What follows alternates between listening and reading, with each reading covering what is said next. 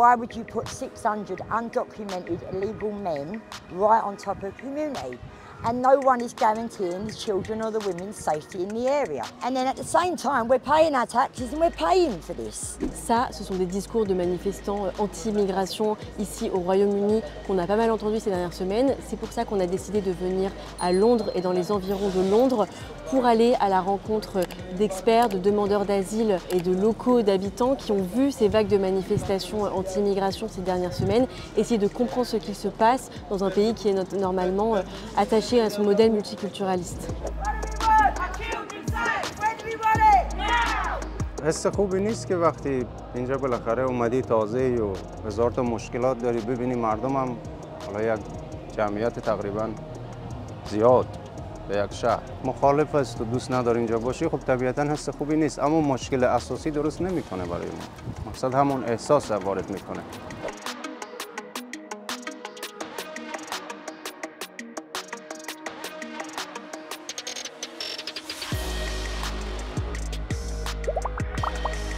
I think there's a lack of understanding of the types of people who are staying in these hotels.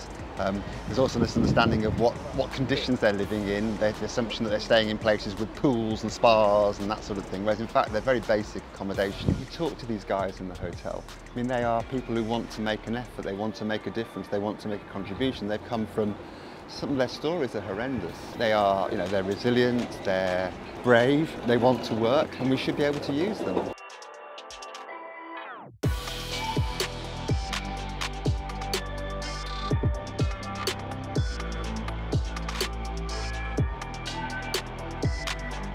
Il y a 22% de la population qui vit en pauvreté, 17 millions de gens, c'est énorme.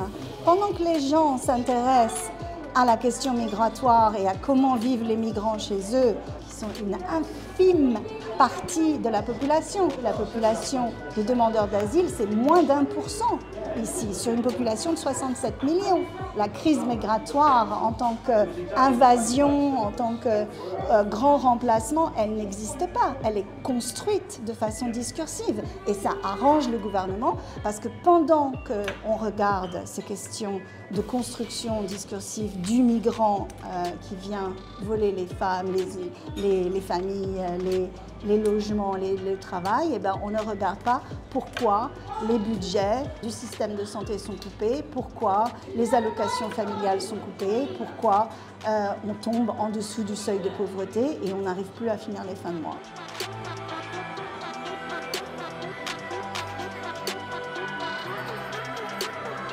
Le modèle multiculturalisme, je ne pense pas qu'il soit remis en cause par la majorité de la population du tout.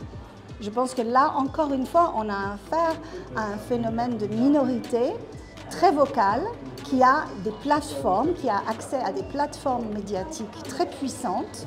Et donc, cette voix est amplifiée au sein de la société. Je pense vraiment que c'est vraiment qu'une minorité de gens.